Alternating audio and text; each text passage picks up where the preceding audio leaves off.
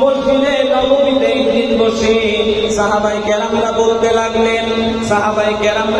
লাগলেন আদম হলো আল্লাহর সফিউল্লাহ, আর এক সাহাবী বলতে লাগলেন মূসা হলো আল্লাহর কালিমুল্লাহ, আর এক সাহাবী বলতে লাগলেন ঈসা হলো আল্লাহর রূহুল্লাহ, আর এক সাহাবী বলতে লাগলেন ইব্রাহিম খলিলুল্লাহ। আল্লাহর নবী দাঁড়ায়া সব কথাগুলো শুনলেন। সাহাবারা জানে না যে আল্লাহ নবী দাঁড়ায়া সব শুনছে। এইবার আল্লাহর নবী দরজার সামনে দাঁড়ায়া একটু গলা কাশি দিছে, এরকম করে গলা কাশি দেওয়ার পরে এবার সাহাবায়ে কেরামরা ভয়ে আতঙ্ক হয়ে গেছে, ভয় পাইছে। তো ভয় পায়া ভাবতেছে যে আমার নবীর সামনে অন্য নবীর প্রশংসা করছি, না জানি আমার নবী মনে হয় রাগ করেছে। কিন্তু আমার নবী কি রাগ করার নবী?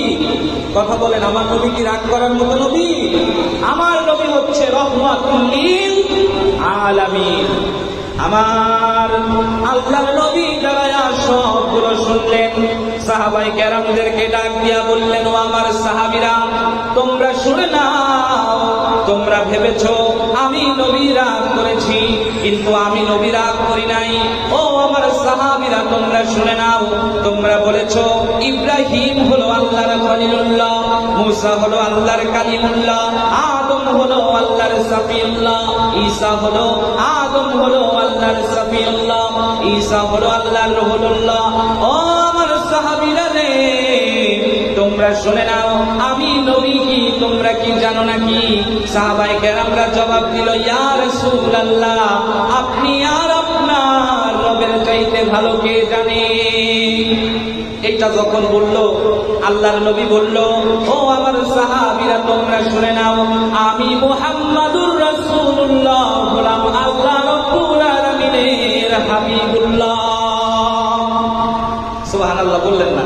জোরে বলেন সুবহানাল্লাহ। আমার ভাইরা, আল্লাহ রাব্বুল আলামিন সেই নবীকে আমাদের জন্য পাঠাইছে। আমাদের নবী হচ্ছে শ্রেষ্ঠ, কোরআন হচ্ছে শ্রেষ্ঠ, আমরা উম্মত শ্রেষ্ঠ। সুবহানাল্লাহ।